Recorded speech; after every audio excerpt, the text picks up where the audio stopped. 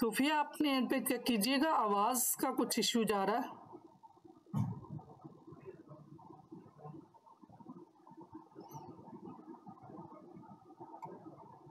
Okay, अच्छा, वो उनकी तरफ से शायद वो आवाज कम थी।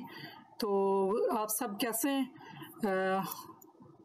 माशाल्लाह, आज हम जिस टॉपिक पे बात करने जा रहे हैं, यकीनन आप सब भी बड़े इंटरेस्ट से इस टॉपिक के बारे में सुनना चाहते होंगे और इस पे काबू करना चाहते होंगे। तो क्या इंटरेस्टेड हैं कि आपने प्रोक्रेस्टिनेशन को किस तरह से बीट करना, और ये है क्या प्रोक्रेस्टिनेशन, अपने आप को भी जानना है और अपने इर्द गिर्द के लोगों को भी कैसे प्रोक्रेस्टिनेशन से बचाना है। ग्रेट, माशाल्लाह, ग्रेट। तो आज का टॉपिक जैसे सबके लिए इंटरेस्टिंग है, मेरे लिए भी इंटरेस्टिंग है।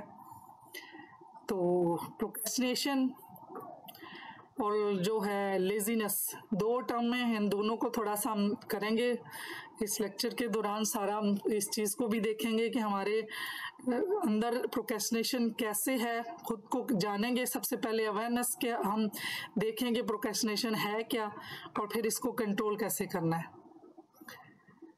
साथ साथ पिक्चर से कुछ चीज़ें आपको आ भी रही होंगी।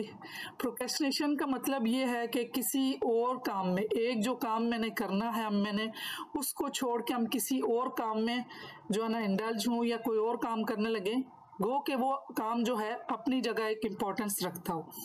जिस तरह से इसकी एग्जांपल ये है कि अगर मुझे एक काम, मेरी असाइनमेंट है, या मैंने किसी को ईमेल रिप्लाई करना है, या मेरा कोई ऐसा जो इम्पोर्टेंट काम जो मैंने आज के दिन करना, उसको छोड़ के तो मैं कोई और कर लूँ।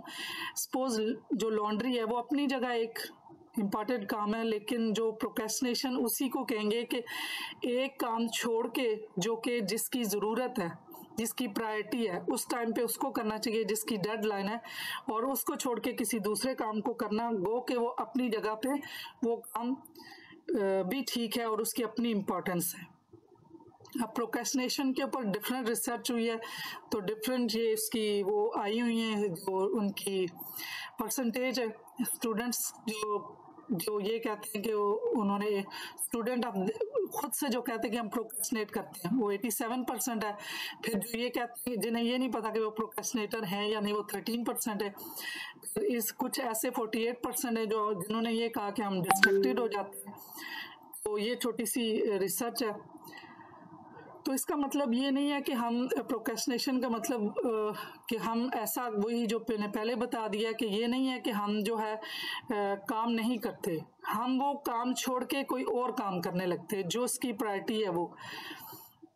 तो इसकी मिसाल जैसे अभी मैंने पहले बता दिया कि काम को या किसी प्रोजेक्ट को, या स्कूल का कोई काम है या असाइनमेंट है कॉलेज की, यूनिवर्सिटी की, तो उन या कोई प्रोजेक्ट है, तो उसको जिसके हमें जो है ना एंड रिजल्ट, जैसे किसी की यूनिवर्सिटी की या कॉलेज की या स्कूल का जो उसका कोई प्रोजेक्ट है, तो वो जो छोटे छोटे उसके स्टेप्स हैं, जिस तरह से क्विज होती हैं या ऐसी चीज़ें, तो वो जो प्रोक्रेस्टिनेट करेंगे तो उसका एंड रिजल्ट जो है वो एग्रीगेट में हमारा फर्क पड़ेगा।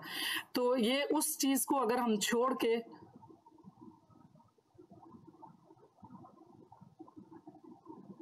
तो उस पे जो हम काम और करेंगे तो वो प्रोक्रेस्टिनेशन होगी। Someone is raise hand.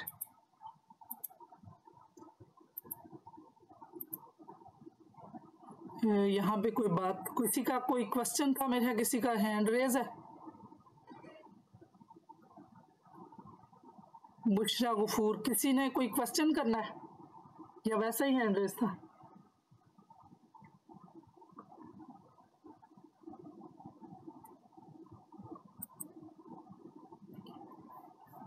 Form of procrastination, हम प्रोक्रेस्टिनेशन किस किस तरह से करते हैं और कैसे, कौन से ऐसे कॉमन बिहेवियर है या एक्टिविटीज हैं जिसको हम प्रोक्रेस्टिनेशन में ये जान सकते हैं कि ये सारे प्रोक्रेस्टिनेशन की तरफ लेके जा रहे हैं। वॉचिंग टीवी, स्पेशली नेटफ्लिक्स, अपने आप को किसी ना किसी जो है नेट के साथ हैंग आउट कर लेना।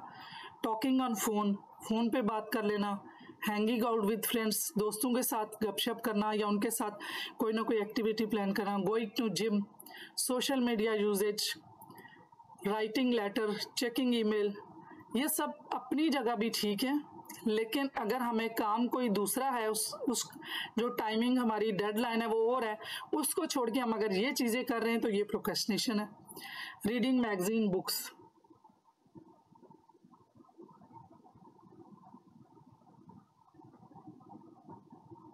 अब जो काम हमने अभी करना उसको हम लेटर पे डाल दें। अब भी आ रही है मेरी आवाज़? ये किसी ने कि एक नो वॉइस, ये अब फरियाल हसन नो अब आ साउंड। रही है, अब आ रही है। जी चलें, ठीक है। वो बीच में शायद कुछ ना मैम आपकी वॉइस आ रही है। जी ठीक है। आप मुझे सोफिया साथ साथ बताइएगा, क्योंकि अगर इनको आवाज़ नहीं आ रही तो क्विकली इस प्रॉब्लम को रिजॉल्व करें। ये पिक्चर से लग रहा होगा कि हम जो प्रोक्रेस्टिनेशन है उसको कैसे देख रहे हैं। अब हम जो असाइनमेंट है, जो भी हमने करना, अब उस पर हम जो है मोबाइल पे लग गए, वो ये डिस्ट्रक्ट है। जो काम अभी के करने का उसको हम लेटर ऑन पोस्टपोन करते हैं। अब स्टडी को छोड़ के तो देखें, ये पिक्चर्स से भी सारी चीज़ें ये क्लियर हो रही हैं कि प्रोक्रेस्टिनेशन किस तरह से हो रही है। अब यहाँ पे एक छोटा सा चार्ट है कि किस तरह से मैं आप सबसे क्वेश्चन करूंगी कि इसमें देखें कि आपको लगता है कि कब और कैसे हम प्रोक्रेस्टिनेट करते हैं। When do I procrastinate, how do I procrastinate, am I sure this is procrastination, when I have to write a press release for work, जब मैं ये ऐसा प्रेस रिलीज उसके लिए काम करना, सेंड, अगर मुझे ये करना है कि मैंने एक प्रेस रिलीज के लिए ईमेल भेजनी है या उसमें लिखना है, तो उसके बजाय अगर मैं पर्सनल ईमेल भेज रही हूँ या उस नेट पे हूँ, तो क्या ये प्रोक्रेस्टिनेशन है? हम तो ये करना चाहिए था ना कि प्रेस रिलीज के लिए कोई वर्क काम करना था, तो उसके बजाय अगर मैं अपने कोई पर्सनल ईमेल्स या ऐसे कोई स्टफ जो है वो अपने नेट पे काम कर रही हूँ, तो इसका मतलब है ये प्रोक्रेस्टिनेशन है, ये यस है।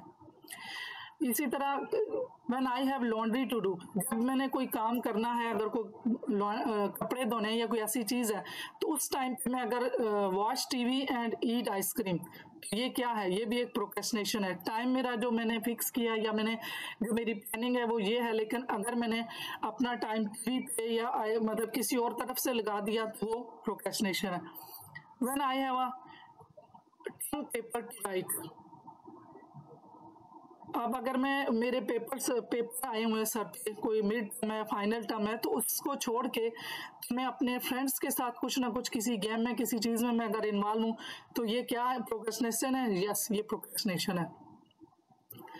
इसमें when I have to study for a test, go jogging और डू योगा, ये प्रोक्रेस्टिनेशन नहीं है, क्योंकि इसको हम प्रोक्रेस्टिनेशन में नहीं लेंगे कि जब हम योगा करेंगे या एक्सरसाइज करेंगे या जॉगिंग करेंगे तो हम मेंटली रिलैक्स हो जाएंगे और उसके बाद हम स्टडी कर सकते हैं। एक इन सारों में एक जो है वो मतलब प्रोक्रेस्टिनेशन नहीं है।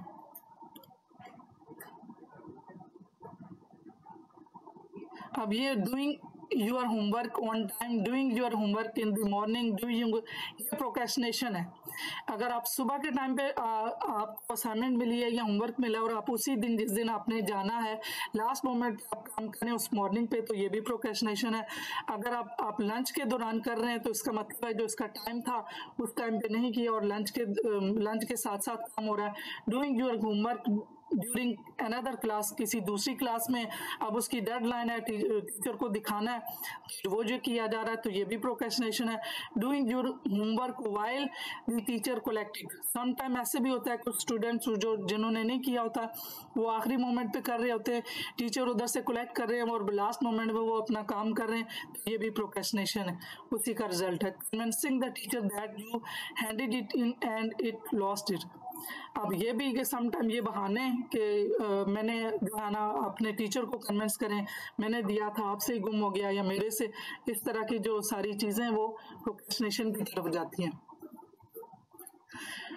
ये भी काफ़ी सारे ये हैं चीज़ें, ये भी मैं आपको इसी ग्रुप में मैं जो है ना स्लाइड शेयर कर दूंगी, ये भी प्रोक्रेस्टिनेशन में आती है, ताकि ये चीज़ें आपको पता चलें कि ये जो हम कर रहे हैं तो हमने आइंदा ऐसे नहीं करना, या अपने इर्द गिर्द जो कर रहे हैं लोग तो उनको आप हेल्प आउट करें कि इस तरह इसको कैसे, पहले तो असेस करें, अवेयरनेस हो कि मैं ये प्रोक्रेस्टिनेशन में हूँ या नहीं।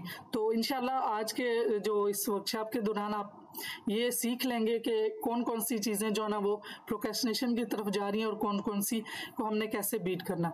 Why do people procrastinate? लोग क्यों करते हैं, सुस्ती क्यों करते हैं? उसमें एक तो फियर ऑफ फेलियर। कोई भी काम है तो उसको उसकी अपनी कोई भी पर्सन है तो उसकी अपनी सेल्फ एस्टीम कम है, उसको अपने ऊपर बिलीव कम है कि मैं ये काम कर सकता हूँ, तो वो जो फेलियर। और कुछ लोग जो होते हैं वो परफेक्शनिस्ट होते हैं। ये दोनों चीज़ें इसमें आ सकती हैं। जो परफेक्शनिस्ट होते हैं वो भी, उनको भी फियर होता है कि कहीं मतलब कम उनको ना मिले, क्योंकि वो ज़्यादा से ज़्यादा की उसमें होते हैं, इसलिए कोशिश करते हैं कि थोड़ा सा प्रोक्रेस्टिनेट करें, ज़रा डिले करके करें, ताकि उनको पूरे अच्छा सा परफेक्शन वाला उनको रिजल्ट या आउटकम मिले। Fear of unknown, some time कुछ भी पता नहीं होता, लेकिन एक खौफ होता है। ये भी ये चीज़ें भी ज़्यादा स्टीम भी कम होती है। ये वकार यूनस, इंशाल्लाह ये आगे चीज़ें आ रही हैं और ये हो जाएगा क्लियर कि कैसे हमने अवॉइड करना है। पहले तो ये है कि लोग करते क्यों हैं, हमने पहले बताया कि प्रोक्रेस्टिनेशन है क्या, फिर उसके बाद ये अभी कि ये करते क्यों हैं, रीजंस क्या हैं, फिर उसके बाद आएगा कि अवॉइड कैसे करना है। तो या कुछ ऐसे बहुत ज़्यादा काम है, बहुत ज़्यादा काम पड़े हुए हैं, तो उस वजह से समझ नहीं आ रही कि पहले कौन सा किया जाए, बाद में कौन सा किया जाए।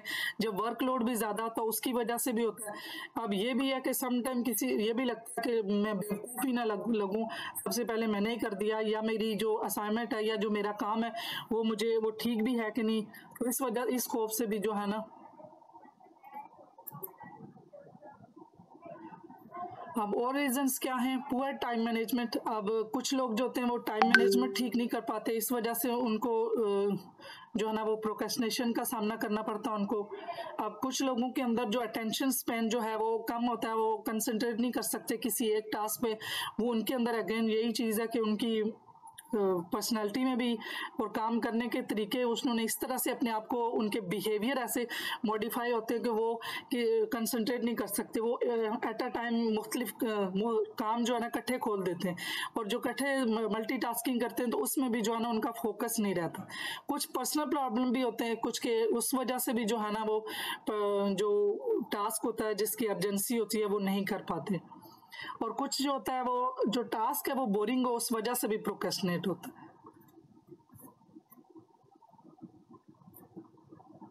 अब procrastination is the thief of the time. अब एक दफा वक्त जो चला जाता है वो वापस नहीं आता। तो low self esteem, low self efficacy, अपने बारे में बिलीव, ये थोड़ी सी है। इस पे जो है किस तरह से काबू पाना है, ये इसके लिए तो एक तो ये है कि काउंसलिंग, और दूसरा जो है ना वो अफर्मेशन जो मेडिटेशन है वो लेनी चाहिए, ताकि अपने सेल्फ बिलीव जो है ना, सेल्फ एफिकेसी कि अपने बारे में कि मैं ये कर सकता हूँ। क्योंकि हम सब अपने बारे में थोड़ा सा नेगेटिव सोच रहे होते हैं, तो जब हम अपने बारे में पॉजिटिव सोचेंगे तो ये एक रीज़न ये भी किल हो जाएगी। हाई इम्पल्सिविटी, कुछ में ये होता है कि वो फ़ौरन जो है ना डिस्ट्रैक्ट हो जाते हैं, कोई भी दूसरी चीज़ देखी तो इम्पल्स के वो फ़ौरन से रिएक्ट करना। तो वो इस तरह इस एक रीज़न ये भी बनती है कि कुछ लोगों में इम्पल्सिवनेस होती है। Long delay between task onset and completion, इस वजह से भी कि अगर बहुत ज़्यादा एक टास्क के दरमियान अगर असाइनमेंट है या प्रोजेक्ट है तो उसके 2 महीने या 3 महीने, कभी 6 महीने के भी होते हैं, उसमें ये होता है कि वो फिर इतना वो ज़्यादा होता है कि इंसान वो उस पर पूरी तरह जो है ना वो टाइम मैनेजमेंट भी नहीं कर पाता, और उसको डिले और उसके लिए वो उसकी कोई इंपॉर्टेंस भी नहीं होती कि अभी तो बहुत दूर है। तो जो टास्क के दरमियान कम टाइम होगा तो ये उस तरह से भी ये प्रोक्रेस्टिनेशन बीट हो सकती है। नाउ और later. 4 types of procrastination. Procrastination में टाइप्स हैं, किसी जगह पे 7 है, किसी जगह पे 4 है, किसी जगह पे 5 है। अब इसमें सबसे पहले जो 4 टाइप है उनमें अवॉइडेंस है कि अभी ठीक है अभी बहुत टाइम है कर लूँगा। फिर आर्कीटाइप मतलब जो हमेशा से किया जाता है डिनाइल, अभी तो वक्त है। पहले तो ये है कि उस चीज़ को लेना ही नहीं है, जैसे ही असाइनमेंट मिली या वो काम मिला तो उस पर फोकस ही नहीं किया, उसके बाद डिनाई कर दिया। फिर जो परफॉर्मर का टाइम आया तो उस वक्त क्या हुआ, स्ट्रेस हुआ, और उसमें स्ट्रेस के में काफ़ी प्रॉब्लम बने। फिर सेल्फ उसमें ये हुआ कि अपने आप को कोसना शुरू कर दिया। जब कि परफॉर्मेंस का टाइम आया, अब वो स्ट्रेस हुआ, स्ट्रेस में यही कर्स करना शुरू कर दिया कि मैंने जो है ना वो टाइम ज़ाया कर दिया। और आखिर में novelty seeker figure out which group you are in can help you break out of your procrastination pattern and maybe even turn it something early। अभी थोड़ा सा आगे चलते और फिर उसके बाद आप अपना अपना टाइप कीजिए कि आप में से कोई, हो सकता है कि किसी के अंदर कोई प्रोक्रेस्टिनेशन हो ही ना, और किसी के अंदर है भी, तो टाइप करें कि आपके अंदर कौन सी है, ताकि यहाँ पे आपकी रिकॉग्निशन हो जाएगी, आप अवेयर हो जाएंगे कि ये हमारी प्रोक्रेस्टिनेशन है और उसको हमने कैसे बीट करना है। 7 स्टेजेस ऑफ प्रोक्रेस्टिनेशन। अब उसमें इंडिफरेंस, पहला ये है कि जब भी टास्क मिला, प्रोजेक्ट मिला, उस पर फोकस ही नहीं किया। दूसरा, डिनाई, अभी बहुत टाइम है। अब तीसरे नंबर पे रियलाइजेशन हुई, जब तो रियलाइजेशन हुई तो टाइम बहुत कम है, पैनिक हो गए, पैनिक में स्ट्रेस हुआ तो वो ये अगेन अपने ऊपर कर्ज करना शुरू कर दिया कि मैंने जो है ना ये टाइम वेस्ट कर दिया। फिर बार्गेनिंग, वही थोड़ा सा टाइम दे दें, अब मुझे थोड़ा सा वक्त और दे दें। फिर वो स्ट्रेस में ये है कि फिर अपने आप को, इन सारी स्टेजेस को अगर हम कवर करते रहेंगे, पहले तो हमें पता चल जाए कि यहाँ से जो भी हमारा टास्क है उसको इन टाइम करना है, तो फिर आहिस्ता आहिस्ता ये सारी जो स्टेजेस है इनको ख़त्म करें। और फिनिश करके भी स्ट्रेस रहता है कि जो मैंने किया वो ठीक भी किया है कि नहीं।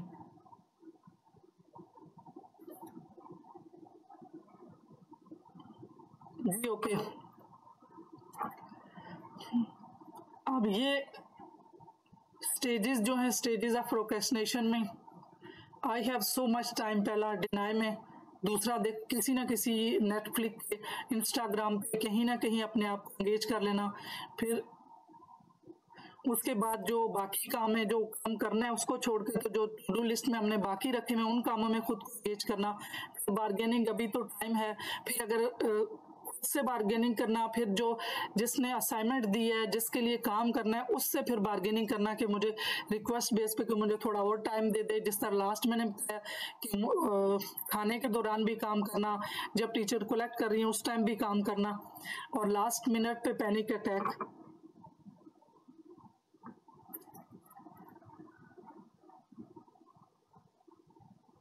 ये भी स्टेजेस ही हैं, ये डिफरेंट टाइप्स की, डिफरेंट वो हैं। अब false security, laziness, excuses, deny, crisis.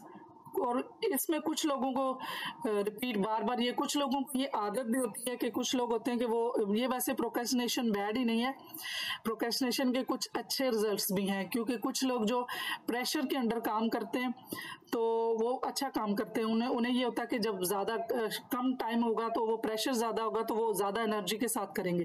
फिर कुछ लोग जो ज़्यादा टाइम जो है ना प्रोक्रेस्टिनेट करके, तो उन्हें आइडियाज़ बहुत अच्छे मिल जाते हैं, फिर वो कम टाइम में वो बहुत अच्छा काम भी कर जाते हैं। तो इस तरह से ये मतलब ये सारा जो है ना प्रोक्रेस्टिनेशन मतलब नेगेटिव नहीं है, कुछ प्रोक्रेस्टिनेशन पॉजिटिव भी है।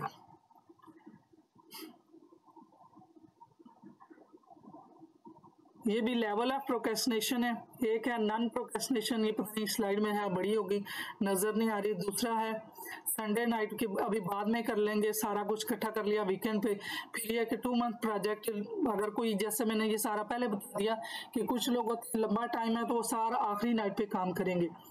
और यही सारी चीज़ें हम यूज़ कर रहे होते हैं, या तो काम डिले कर करके आखिरी टाइम पे। और इसमें ये है कि कुछ लोग जो हैं वो अच्छा परफॉर्म भी कर लेते हैं।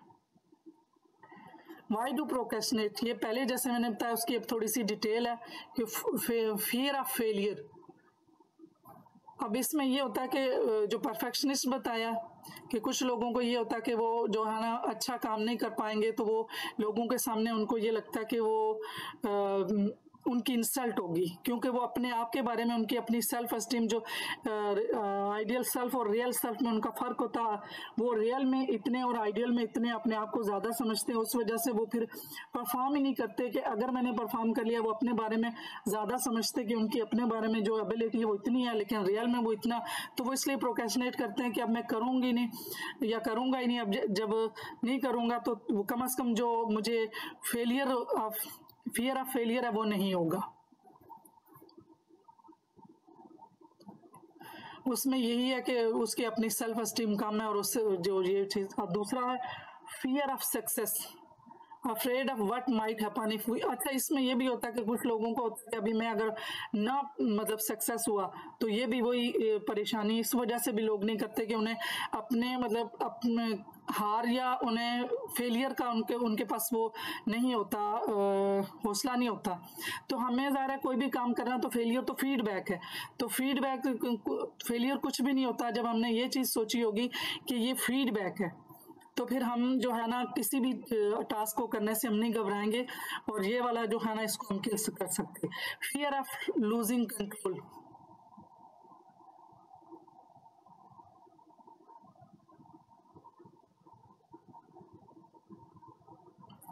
अब इसमें भी यही है कि जो कुछ चीज़ें ऐसी होती हैं कि उन्हें ये लगता है कि अब अगर मैं ये चीज़ें कर लूँगा तो अच्छा। इसमें एक ये एग्जांपल ये है कि जिस तरह से उनके एक पर्सन है, अगर उसके घर में बाकी लोग उससे अपर साइड पे, सपोज कि उसके पेरेंट्स बहुत अच्छा उनका एक स्टैंडर्ड बना हुआ है, तो अब अगर उसको लगता है कि अगर मैंने ये काम कर लिया तो ये ना हो कि मैं अपने पेरेंट्स का जो है ना वो एक स्टैंडर्ड बीट कर लूँ, तो इसलिए मैं ये नहीं करता कि मैं जो है ना अपने वालिदैन को या उनको उनसे अच्छा काम नहीं करना चाहता। या फिर ऐसे होता है कि वो फिर उसे ये भी होता है कि या मैं उनसे कम नहीं करना चाहता। तो ये फियर ऑफ लूजिंग में ये दो चीज़ें आती हैं कि मैं अपने स्टैंडर्ड को अपने मतलब उनके घर में कोई भी स्टैंडर्ड बना हो कि वो लोग ज़्यादा जीनियस हैं या सक्सेसफुल हैं, तो उस वजह से वो कहते हैं कि मैंने ये काम नहीं करना कि मेरे हाँ मेरा उनसे स्टैंडर्ड अपना हो जाए। Fear of separation, afraid the successful completion of work could pull us away from others, ये यही चीज़ है। Fear of attachment, avoid the successful completion of work could draw others to। अच्छा, इसमें ये भी है कि अगर मैं अगर अच्छा कामयाब हो जाऊंगा तो जो मेरे दोस्त या मेरे बाकी लोग हैं वो मैं उनसे दूर हो जाऊंगा, इसलिए मैं काम करता ही नहीं हूँ। ये एक मतलब लेम एक्सक्यूजेज हैं जो बंदा सोचता है, और ये उसके फियर्स कि मैंने अगर कर लिया काम कंप्लीट मेरे जो बाकी लोग हैं वो मुझसे दूर हो जाएंगे। फिर ये अटैचमेंट के अगर मैं सक्सेस हो गया, मैंने काम कर लिया, तो बहुत से लोग मेरे साथ ज़्यादा अटैच हो जाएंगे और मेरे करीब आ जाएंगे। Other reasons why we procrastinate, ये वही चीज़ें बार बार के fear of unknown, fear of change. कुछ लोग चेंज को नहीं एक्सेप्ट करते और उनके लिए कंफर्टेबल नहीं होता, इसलिए वो इसलिए भी नहीं करते कि वो उनको चेंज नहीं चाहिए। कुछ लोगों की मोटिवेशन कम होती है काम करने के लिए, वो इतना मोटिवेटेड नहीं होते। कुछ लोग होते हैं जिन्हें डिसीजन मेकिंग नहीं आता, वो डिसीजन मेकिंग नहीं होती तो ये रीज़न भी होता है लैक ऑफ रेलिवेंस, कि उनके लिए उनको लगता है ये मुतलका नहीं, अब मैं ये नहीं करती। ये सारे मतलब एक्सक्यूजेज होते हैं जिस वजह से इंसान जो है ना वो प्रोक्रेस्टिनेट करता है।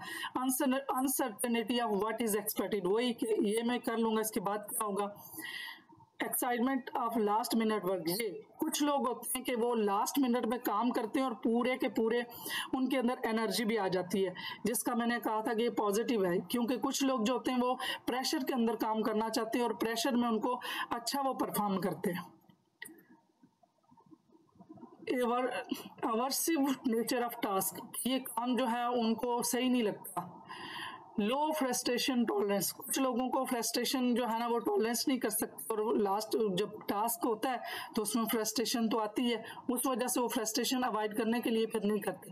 एक्सेप्टेंस ऑफ अनदर गोल्स, अब उनके पास कोई और गोल भी होते हैं तो इसलिए वो जो काम होता है उसको पोस्टपोन करके तो दूसरे गोल को स्टार्ट कर लेते हैं। Uncertainty about career objective, lack of self confidence, ये और सेल्फ एस्टीम वाला और लैक ऑफ सेल्फ एफिकेसी, ये सबसे मेजर है। इनके ऊपर जो है ना हमें कंट्रोल करने चाहिए। उसके लिए सेल्फ पॉजिटिव अफर्मेशन करें, और उसके लिए आगे जाके पोमोडोर टेक्निक बताऊंगी, उस टेक्निक के ऊपर काम करें।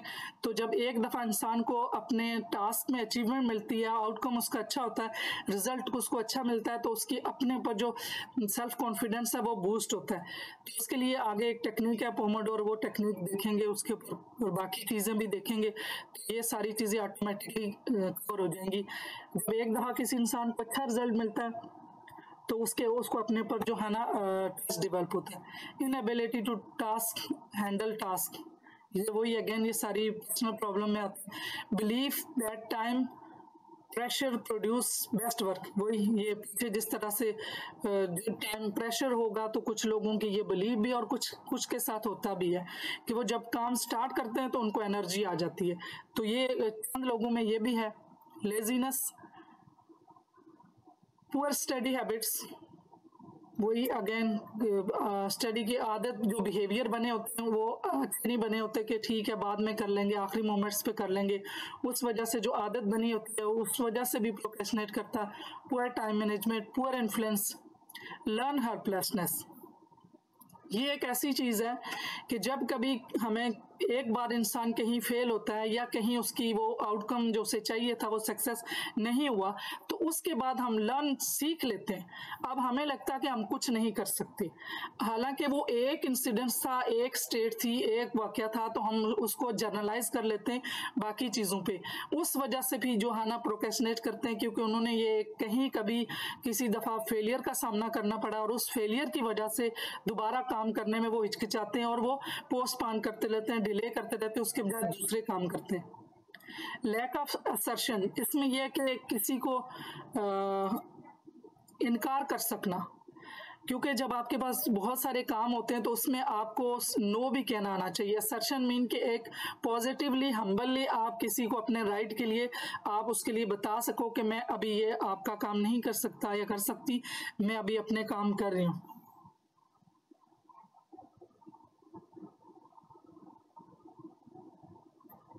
जी बिल्कुल। और हैबिट्स, कुछ की हैबिट्स भी बनी हुआ से। अब हमें कुछ प्रोक्रेस्टिनेशन को कैसे हमने ओवरकम करना, उसके लिए कुछ आइडियाज, कुछ चीजें उस पर हम देखते हैं। Do not wait until tomorrow. सबसे पहले यह कि हमने अपने कॉग्निटिव डिस्टॉर्शन को देखना है। अब हमारी थॉट के डिस्टॉर्शन भी होते हैं, उसमें जैसे एक पिछला जो लर्न हेल्पलेसनेस थी, वो हमारा जो फिल्टर यूज हुआ था, ये एनएलपी की टर्मिनोलॉजी में है जनरलाइजेशन, डिलीट और डिस्टॉर्शन। तो हमने अपने इन डिस्टॉर्शन को भी देखना है कि हमने कैसे जब उनको एड्रेस करना और रिकग्नाइज करना है। Address irrational believes and cognitive distortion upfront, easy to estimate the actual time it takes to complete a task by keeping track of the time। अब हमने अपना जो काम, हमने हमारा जो भी हमारा टास्क है जो हम करना चाहते हैं तो उसका हमने अपना ट्रैक रखना है। जब से स्टार्ट किया है तो उसको हमने फॉलो करना है और एक गोल सेट करना है। जो गोल सेट करना है तो उसको हमने लिखना है और उसके साथ उसके चंक बनाने हैं और उसके बाद उसको स्टार्ट करना है और फिर हमने देखना है कि कितना हमने कर लिया और कितना हमारा रह गया, ये उसका ट्रैक है। इस तरीके से जो है हम ज़्यादा मोटिवेटेड होते हैं, क्योंकि एकदम पूरा जो टास्क है वो थोड़ा सा मुश्किल लगता है। जब हम इसको गोल सेट करते हैं और उसके चंक बनाते हैं तो उसमें फिर हमारी मोटिवेशन भी बढ़ती है। अब ये वाला भी मैं भेज दूंगी कि आप खुद ही देख लें कि हम कौन कौन से जो वर्ड्स यूज़ करते हैं, क्योंकि बेटर ये है कि हम बाकी आगे का भी पढ़ें। और ये जो चीज़ें हैं जो जैसे एग्जांपल मैंने दी थी कि कौन कौन सी जो है ना वो प्रोक्रेस्टिनेशन में आती हैं, कौन कौन सी हम जो उसको अल्फाज यूज़ करते हैं और कौन से हम उसके लिए सिंपैथी यूज़ करते हैं। ये सारा जो है ना आपको मैं इसी ग्रुप में सेंड करूंगी, ये 2 स्लाइड देखिएगा कि इसमें क्या क्या कौन यूज़ करता और कौन नहीं यूज़ करता। अगर किसी की कोई हैबिट है कि वो इस तरीके से जो प्रोक्रेस्टिनेट करते हैं तो उन्हें चाहिए कि वो अपने आप को जो है ना प्रायोरिटाइज करें। और प्रायोरिटाइज करने से जो है ना सब प्रोक्रेस्टिनेशन की हैबिट सबसे पहले खत्म होती है कि हम अपने टास्क को, जो काम हमने करना उसको प्रायोरिटाइज करें। वो इसके आगे और भी डिटेल आएगी। एक्टिव प्रोक्रेस्टिनेशन जो है वो यही एक्टिव, उसमें टू डू लिस्ट बनाए, जो काम करने हैं उसमें से फिर देखना है कि हमारा प्रायोरिटी वाला कौन सा है, उस लीस्ट प्रायोरिटी वाला कौन सा है और उसमें कम प्रायोरिटी वाला कौन सा है। प्रोक्रेस्टिनेशन जो है वो स्ट्रेस की वजह से, बीमारी की वजह से या किसी और वजह से जो होती है, तो उससे क्या होता है कि हमारी जो एकेडमिक परफॉर्मेंस है वो भी पुअर होती है। फिर चैलेंज यूर कॉग्निटिव डिस्टॉर्शन, हमने कैसे चैलेंज करना है जो हमारी जो कॉग्निटिव हमारी सोच का बायस है, हमारी सोच का भी बायस होता है, उसको हमने देखना है कि वो कैसे हमने उसको कम करना, हमने उसको चैलेंज करना है। अगर हमने वो जो थॉट्स आएगी उसके हमने अगेंस्ट खुद को क्वेश्चन करना है। अब हमने करना it is not hopeless, it is not too late, you have the ability कि अब मैं पीछे क्या था कि मैं नहीं कर सकते, सेल्फ एस्टीम कम थी, सेल्फ कॉन्फिडेंस कम था, तो उन सारी वहाँ पे जब हमारे वो थॉट्स हमारे अंदर आएंगी तो हमने अपनी थॉट्स को चैलेंज करना है कि उसको हमने बोलना है कि मैं कर सकता हूँ और ये अभी कोई लेट नहीं है, मेरे अंदर एबिलिटी है, तो जो दूसरे काम है उनको मैं अभी करूँगी, इसको बाद में नहीं करूँगी।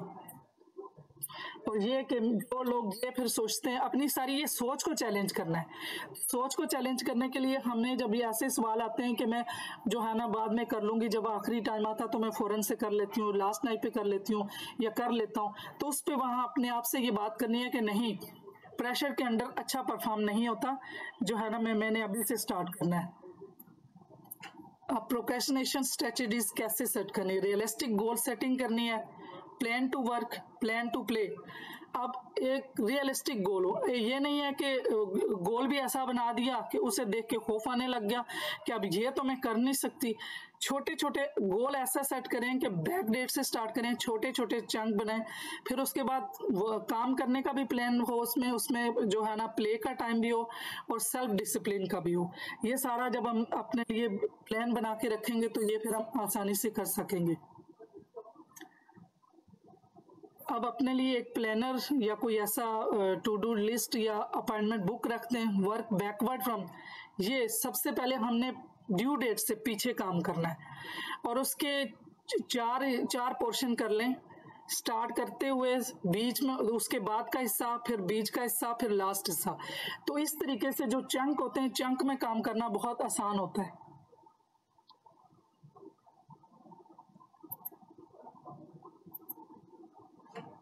जी, जिनके हैंड रेज हैं वो क्वेश्चन कर लें।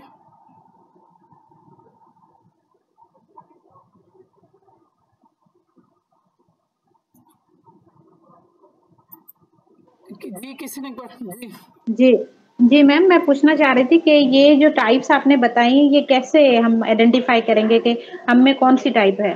तो वो ये दो चीजें मैंने भेजी, एक तो मैंने शुरू में देखे वो किया ना, जिसमें बताया कि ये काम प्रोक्रेस्टिनेशन की तरफ जाते हैं और ये वाले नहीं।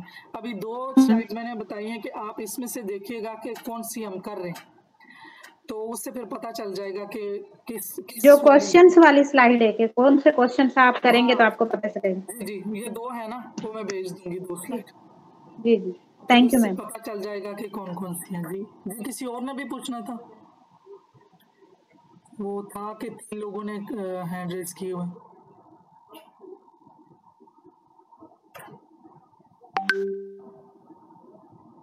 Excuse me. जी पूछिए वकार साहब। मैम आपने हेल्पलेसनेस कहा था, उसके लिए कोई एनएलपी टेक्निक है इससे बचने के लिए कि जो एक बार कोई इवेंट हो चुका? उसके लिए एक तो ये है कि एनएलपी का जो प्रैक्टिशनर है ना, उनके पास जाएं तो अगर कहीं जो आपने हेल्पलेसनेस फील किया वो वहां से वॉश आउट होगी, वो डिलीट होगी, उसकी जगह जो आप चाहते हैं वो हो जाएगी। एक तो ये है। दूसरा ये है कि अफार्मेशन है, आप डेली अफार्मेशन यूज करें, और एक अफार्मेशन जो एक अपने हैबिट या एक जो आपने चीज चेंज करनी है वो 21 दिन तक अपने आप को रिपीट करते रहें, तो उससे जो है ना आपकी लर्न हेल्पलेसनेस जो है ना खत्म हो जाती है। और ये हम सब के साथ। और फिर उसमें एक चीज ये भी करनी है कि हमने अपने अंदर करेज पैदा करना है कि ये फीडबैक है। इसमें मैं आपको ये बताऊं कि जो KFC के ऑनर है वो 72 ईयर्स के थे, और जब उन्होंने रिटायरमेंट ली है तो उनके पास उन्होंने सोचा कि अब मैं क्या करूं, तो उन्होंने क्या किया कि उन्होंने सोचा कि उनके पास एक रेसिपी थी। उन्होंने कहा कि मैं चिकन अच्छा बना लेता हूं, तो मैं ऐसा करता हूं कि मैं उसकी रेसिपी ट्राई करता हूं। अब उन्होंने अपने दोस्तों से बात की कि मिलके हमारे साथ जो है ना ये हम कोई ऐसा रेस्टोरेंट और ऐसी चीज़ बनाते हैं कि ये मेरी जो रेसिपी है ना वो यूज़, लेकिन किसी ने उनको रिप्लाई पॉजिटिव नहीं दिया। 900 मतलब 1000 टाइम उनको 999 टाइम उनको नो सुननी पड़ी। अब देखें उन्होंने ये नहीं कहा कि मेरा ये फेलियर है या उन्होंने नो सुनी, उन्होंने कहा कि मैंने 999 टाइम जो है ना मुझे टेक्निक्स मिली, तरीके मिले कि जो सक्सेस करने के लिए नहीं हुए। अब लास्ट उन्होंने जो है ना उन्हें पता चला कि ये मैंने अप्लाई किए और ये काम नहीं आए, जो मेरे टेक्निक्स थी, मेरे तरीके थे। अब देखें कि इतने बार नो सुना उन्होंने और उसके बाद आज देखें कि मुल्क के किस किस कंट्री में KFC नहीं है। तो हमारे लिए बेस्ट एग्जांपल तो बहुत सारे लोग ऐसे हैं जिनको हम देख के मोटिवेट हो सकते हैं कि हम फेलियर ना लें, हम हेल्पलेसनेस ना अपने आप को मैसेज दें। ये हमारी अपनी परसेप्शन है कि हम इसको क्या मैसेज देते हैं, हम अपने साथ क्या बात करते हैं। अगर हम अपने आप को अप्रिशिएट करें कि आपने ये तरीका अप्लाई कर लिया, अब नए तरीके से करो, कोई नई स्ट्रेटजी लगाओ, तो फिर इस तरह से हम उसको ये हमने खुद अपने माइंड में उसके नाम दिया हुआ है ना कि ये जो मैं फेलियर था, अगर हमने नाम ये दे दिया कि ये मेरी एक टेक्निक थी, ये मैंने अप्लाई की, इससे काम नहीं हुआ, मैं दूसरे तरीके से करके देखूंगी। तो ये एक तो खुद से ये सेल्फ मोटिवेशन के लिए ये है। और दूसरा मैंने आपसे कहा कि अगर सबकॉन्शियस में चीज़ें चली जाती हैं तो उनको वहाँ से डिलीट करने के लिए जो सॉफ्टवेयर आपने नया डलवाना है तो वो किसी प्रैक्टिशनर से आप डलवा सकते हैं। और ये तो सक्सेसफुल है, किसी एक का तो है नहीं, ये आपको पता है कि वर्ल्ड वाइज NLP काम कर रही है और ये 100% काम करती है। लेकिन श्योर है कि अप्लाई करने वाला और जो रिसीवर है वो दोनों मोटिवेटेड हूँ और तभी जाके रिजल्ट होगा। जी, अभी आप सेटिस्फाइड हुए या कोई और क्वेश्चन है वकार? यस मैम, थैंक यू, मैं सेटिस्फाइड हूँ। आपने एक और चीज़ भी बताई थी, जब 4 टाइप्स बताई थी प्रोक्रेस्टिनेशन की, उसमें बताया था जो खुद को कोस रहे होते हैं कि मैंने टाइम ज़ाया कर दिया, सेल्फ डिप्रेक्टर थे शायद। जी, एक ये बता दें कि यहाँ से रिटर्न का प्रोसेस क्या होगा, और क्योंकि उसके बाद शायद था कि फिनिश हो जाता है। और एक आपने चीज़ कही थी कि वो लोग जो नो नहीं कर सकते, मतलब हर किसी को हाँ कर देते हैं। जी। अच्छा, एक तो वो है कि जो कर्स करते हैं तो उनको कैसे करेक्ट करना कि अपने आप को कोसे नहीं। उनके लिए वो है कि उस टाइम पे डीप ब्रीदिंग करें, रिलैक्सेशन करें और ये देखें कि प्रेशर के अंदर, स्ट्रेस के अंदर काम ठीक नहीं होगा। अब जो हो चुका वो प्रेजेंट मोमेंट में रहें और रिलैक्स होकर काम करें। जब वो ये अपने आप को मैसेज देंगे कि अब मैंने कर्स नहीं करना, अपने आप को नहीं कोसना और मैंने काम करना है। और दूसरा उनको ये पता हो कि जब स्ट्रेस होगा तो स्ट्रेस में जो काम होगा वो ठीक नहीं होगा। तो उसके लिए जो रिलैक्सेशन है कि खुद को डीप ब्रीदिंग करनी है और रिलैक्स होके काम करना है।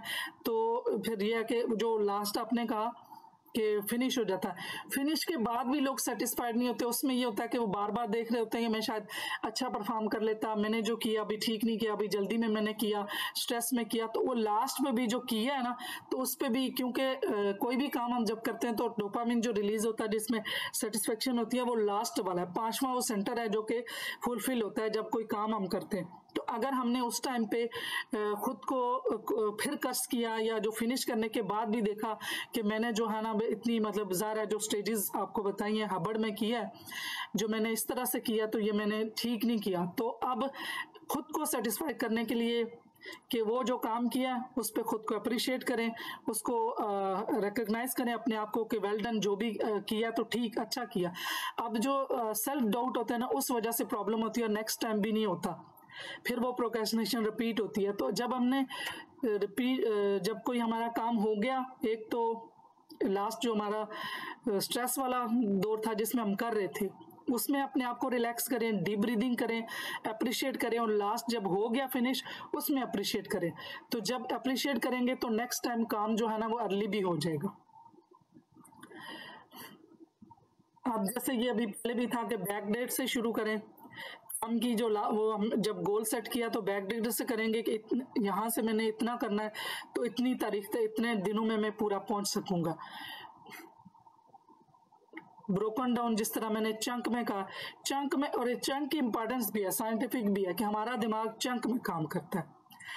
जो हमारा क्रिटिकल माइंड है, कॉन्शियस माइंड है, उसमें हमारे आम बंदे जो होते हैं उनके 5 से 7 चंक होते हैं।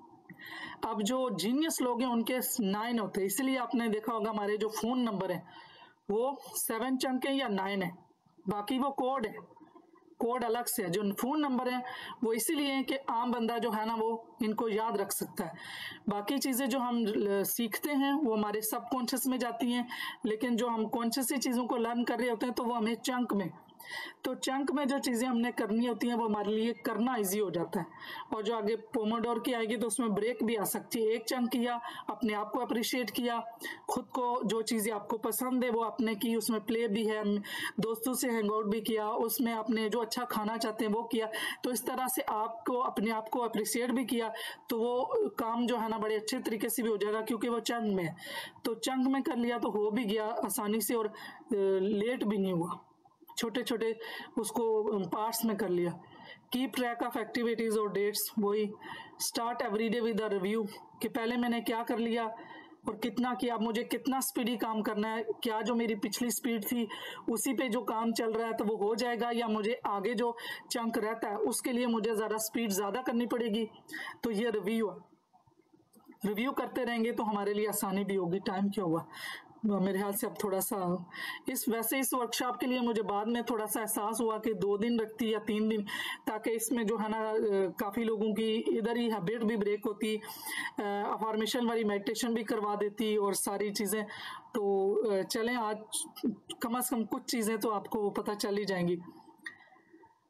Keep track of time relative to your, वही चीज़ जो मैंने बता दी है। Keep update from the start, keep a diary to do.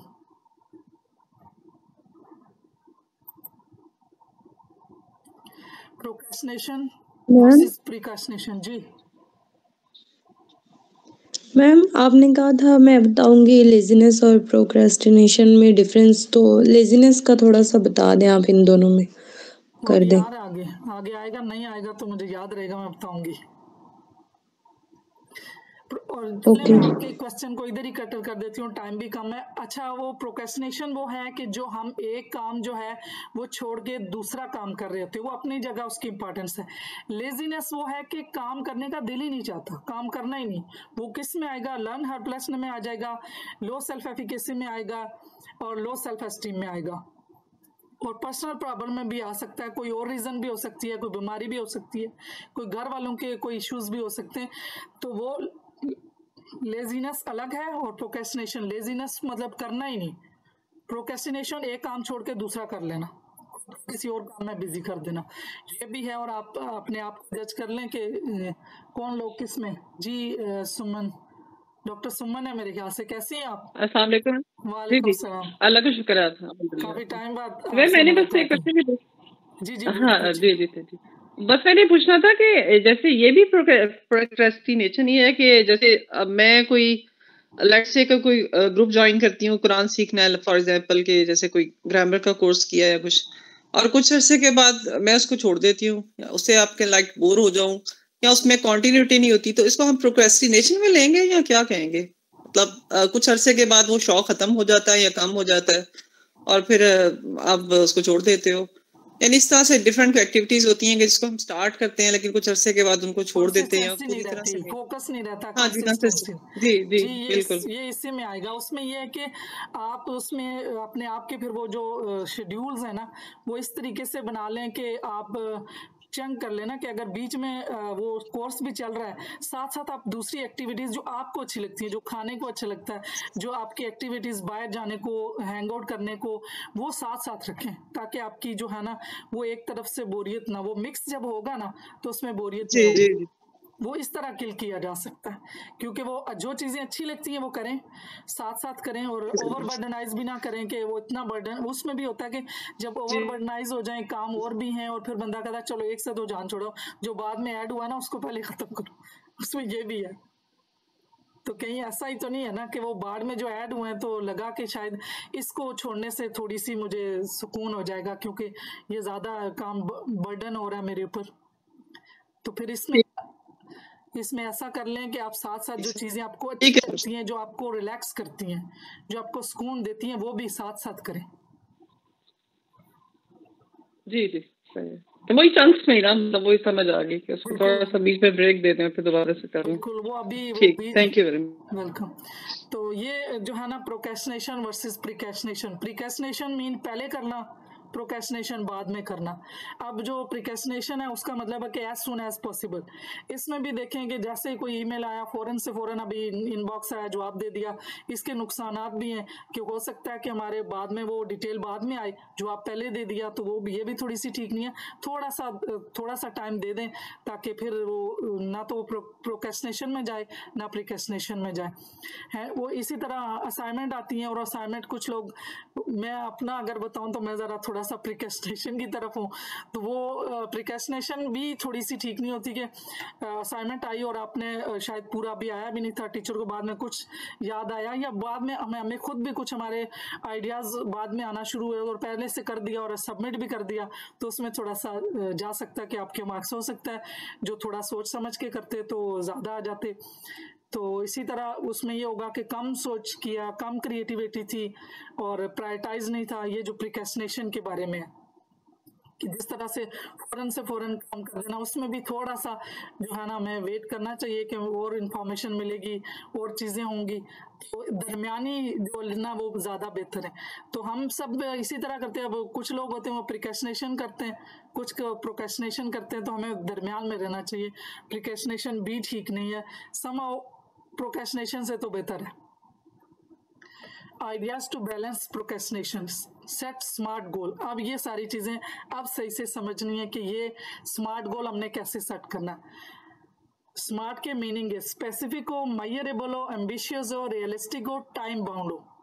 अब इसमें जब हमारे दिमाग को ये सारी चीजें स्पेसिफिक चाहिए होती है, रैंडमली जब हम कहते हैं कि मैं करूंगा तो वो फ्यूचर की बात है, दिमाग कहता है अच्छा ठीक है फ्यूचर आएगा देखूंगा, फ्यूचर ने तो आना नहीं है। तो इसलिए हमने जो कोई चीज जो भी गोल सेट करना स्पेसिफिक हो, वो मेजरेबल हो कि वो कर सकता हो माइंड। ये ना हो कि मैं जैसे कहूँ कि मैंने वेट रिड्यूस करना है तो मैं 1 महीने में जो है ना 10 kg जो है ना वेट रिड्यूस करूंगी, ये मेरा गोल है। अब क्या हुआ, ये तो मेजरेबल इतना स्पेसिफिक है ही नहीं है ना, ये इतना 1 महीने में तो ये नहीं हो सकता। तो इसलिए गोल ऐसा हो कि जो अचीवेबल हो, मेजरेबल हो, उसमें एम्बिशियस बर्निंग डिजायर हो कि मैं मेरे अंदर इतनी मोटिवेशन हो कि मैं 10 दिन के बाद ही ना बैठ जाऊं कि नहीं बस अभी तो नहीं हो रहा, लेकिन जो मैंने गोल सेट किया उसमें मैंने ये सोचा कि मैंने एंड तक पूरा करना। रियलिस्टिक भी हो, वही कि कर सकते हो 10 kg नहीं 2 किलो कर देते हैं। टाइम बाउंड हो कि इतने, जैसे मैंने कहा 1 मंथ। अच्छा ये दिमाग के लिए ये भी NLP की टेक्निक है, ये जो बच्चे ने पूछा भी था। स्मार्ट गोल जो है ये अगर इस तरीके से किया हो, इस स्लाइड के specific, measurable, ambitious, realistic, time bound, तो इसके रिजल्ट भी 100% आएंगे। अब बी माइंडफुल ऑफ मोटिवेशन और माइंड सेट। अब इसमें यह है कि जो काम कर रहे हैं तो हमारा माइंड वहीं पे हो, और हम समटाइम काम कुछ कर रहे होते हैं, सोच पास्ट की होगी या फ्यूचर की होगी, प्रेजेंट मोमेंट में रहें और जो काम कर रहे हैं उस पर हम फोकस रहें, तो उससे भी जो है ना हमारा ये प्रोक्रेस्टिनेशन कम होगी और ये हमारे लिए बेस्ट होगा। Help with planning and routine, वही कि हमने किस तरीके से खुद को या अपने बच्चों को, किसी को भी कह रहे हैं तो उनको प्लानिंग सिखाएं कि हमने एक अच्छा बड़े प्लानिंग भी नहीं करने, प्लानिंग उतनी करनी है 1 हफ्ते की हो या 3 दिन की हो, प्लानिंग उतनी करनी है और उसको जाना स्टेप बाय चेक भी करना है। खुद को भी इसी तरीके से हम प्लानिंग सिखाएं, अपने बच्चों को भी सिखाएं। प्लानिंग में ये भी बताऊंगा, रात को अगर कोई काम अगले दिन करना है तो 1 दिन की तो प्लानिंग करें। रात को सोने से पहले थोड़ी सी देर के लिए घड़ी का हमारा दिमाग एसोसिएट करके चीज़ों को लर्न करता है। याद करने के लिए एक तो या तो रेपिटेशन से हमारा दिमाग सीखता है या तो फिर कोई चीज़ एसोसिएट करते हैं। तो एसोसिएट ये करते हैं कि थोड़ी देर के लिए 5-2 मिनट के लिए अलार्म लगाया और उसके साथ अपने आप को ये सोचा कि कल मैंने क्या क्या करना है। अब फिर अलार्म बंद कर दिया और अगले दिन ये किया कि मैंने जो पहले आज के दिन के लिए मैंने जो सोचा था, प्लानिंग की थी, क्या वो मैंने सारा कर लिया। उसको एक थोड़ी सी छोटी सी वीडियो रिवीन करनी है। वो अगर हो गया तो फिर दूसरे दिन की प्लानिंग करनी है। इस तरह अगर 1 हफ्ता हमने कर लिया तो हमारा माइंड ट्रेंड हो जाता है। फिर हम आराम से जो काम सोचते हैं, जो हमने प्लानिंग की होती है, वो एग्जीक्यूट होती हैं। और ये हम अगर अपने आप और बच्चों को ये वाली टेक्निक्स बताएंगे और लिखना चाहें तो ज़्यादा बेस्ट है, क्योंकि लिखी हुई चीज़ें 70% जो है ना वो हमारा माइंड वो उन चीज़ों को करने में पॉसिबिलिटीज़ लाता है।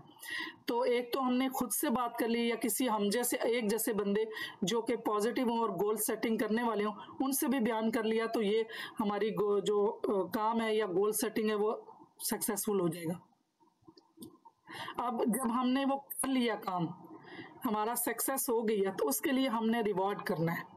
अब रिवार्ड ये है कि हम अपने आप को भी अप्रिशिएट करते हैं, इसमें हग थेरेपी भी है और ये अपने आप को थपकी भी देते हैं कि वेल डन, अपना नाम लें और काम करने के बाद अपने आप को ये कहें कि वेल डन, आपने कर लिया, माशाल्लाह, ग्रेट। ये हम जब खुद अप्रिसिएशन की हमें आदत पड़ेगी तो हमें दूसरों से, जो हमारी न्यूरोटिक नीड है कि हमें दूसरों से भी अप्रिसिएशन चाहिए होती है, क्योंकि हमारे दिमाग को चाहिए, न्यूरोटिक नीड है। और समटाइम मुख्तलिफ, अगर बॉस ऐसा है, हमारे रिलेशनशिप में लोग ऐसे हैं या हमारे बाकी को वर्कर कोलीग्स ऐसे हैं कि वो अप्रिशिएट नहीं करते, तो हमें खुद पता होना चाहिए कि हम जब काम छोटा सा भी करें तो अपने आप को अप्रिशिएट करें। जब अप्रिशिएट करेंगे तो वो हमारे डोपामिन का 5वां सेंटर जो है ना वो रिलीज होगा। हम अगर घर का भी काम करते हैं ना, बर्तन धोने के बाद थोड़ी देर उनको देख के, तो वो जो तसल्ली सुकून आता है वो डोपामिन का 5वां सेंटर है ना, वो फुलफिल होता है और उसमें एक सेटिस्फेक्शन लेवल आता है। तो इन चीज़ों के लिए ज़रूरी है कि हमें खुद भी पता हो कि हमने खुद को भी अप्रिशिएट करना, और कोई भी गोल है, छोटे छोटे गोल जो उनके अचीव होने के बाद हम अप्रिशिएट करेंगे तो ये बीट करेगा प्रोक्रेस्टिनेशन को, क्योंकि जब अचीवमेंट होगी तो उसके बाद जो है ना हमारा दिमाग दोबारा वो करने की कोशिश करेगा। How can I stop procrastination? ऐसा, हाँ, सबसे पहले के पास में हमने प्रोक्रेस्टिनेशन किया, क्योंकि एक चीज को हम मानेंगे तो फिर उसको आगे से उस पर ओवरकम करेंगे ना। तो एक चीज को हम मानेंगे ही नहीं, हमारी रिकॉग्निशन ही नहीं है कि हम इस तरह से चीजों को पोस्टपोन करते हैं और उनकी जगह दूसरी चीजों को करते हैं, दूसरे काम करते हैं। अब फोकस करें कि करंट काम कौन सा है, उस पर फोकस करें। ब्रेक द टास्क इनटू, वही चीजें बार इसमें भी आ रही हैं कि ब्रेक करें, टाइमलाइन करें, फिर मिनिमाइज करें डिस्ट्रैक्शन को। अब ये भी चीज है कि जो काम हम करना चाहते हैं ना, उसके पढ़ना चाहते हैं या कोई काम है, तो हमें बाकी चीजें वहां से हटा देनी चाहिए। अब अगर मैंने स्टडी करनी है तो मैं अपना मोबाइल दूर रख लूं, अपनी डेस्क जो जहाँ पे सोते हैं या बैठते हैं अप्रोच में बुक्स, जो काम आप करना चाहते हैं वो चीजें अप्रोच में रखें, ताकि वो जो इजीली आपकी अप्रोच में होंगी, क्योंकि अप्रोच में हमारे मोबाइल ही होता है, हम वही पकड़ लेते हैं, हमारा जो टास्क है वो रह जाता है। फिर जब भी काम हम शुरू करें तो हम उसमें ये सोचें कि हमने इसको खत्म करना और कंप्लीशन की नीयत से करें। जब हम ये सोच लेते हैं तो फिर वो कंप्लीट करते हैं, क्योंकि जब हमने स्टार्ट ऐसे किया, प्लान ऐसे किया, तो वो फिनिश की तरफ जाएगा। स्मॉल गोल पहले भी बता दिया, छोटे छोटे रिवार्ड, ये सारी चीजें मैंने पहले बता दी हैं। अब प्रोक्रेस्टिनेशन के बेनिफिट क्या है? अब यहाँ पे 5 बेनिफिट हैं प्रोक्रेस्टिनेशन के, या काम को पेंडिंग करना या बाद में। Active procrastinator can often create better work under, यही जो स्टार्ट में मैंने कहा कि जो कुछ लोग होते हैं वो बिल्कुल लास्ट मोमेंट पे काम करते हैं और बड़ा अच्छा परफॉर्म कर लेते हैं। अब ये भी है कि प्रोक्रेस्टिनेशन लोग उसमें अगर अपने आप को फारिग बैठे रहे ना, उसमें आइडियाज भी आते हैं। तो ये अच्छा भी है कि अगर कुछ टाइम के लिए पोस्टपोन करके आप रखें तो खुद ब खुद उसमें एक बेस्ट टेक्निक मैं बताऊं कि अगर कोई काम जो प्रोक्रेस्टिनेट कर रहे हैं या कोई काम जिसका आइडियाज नहीं समझ आ रहे, तो रात को सोने से पहले जब थोड़ी थोड़ी हम गुनूदगी में जाते हैं तो उस वक्त हमारा माइंड, जो हमारे दिमाग की इलेक्ट्रोमैग्नेटिक वेव्स होती हैं वो अल्फा होती हैं, तो उसमें जो चीज़ें हम अपने दिमाग को मैसेज देते हैं तो वो उसका रिजल्ट वो ला के देता है। तो उसके लिए हम सोने से थोड़ी देर पहले अपने आप को ये कहें कि मैं ये मेरा काम है तो इसके लिए मुझे आइडियाज चाहिए, ये मैं कैसे करूं, तो वो उसका फिर आपको जो है ना आंसर भी मिलेगा। अब रिलैक्सेशन जो है वो भी,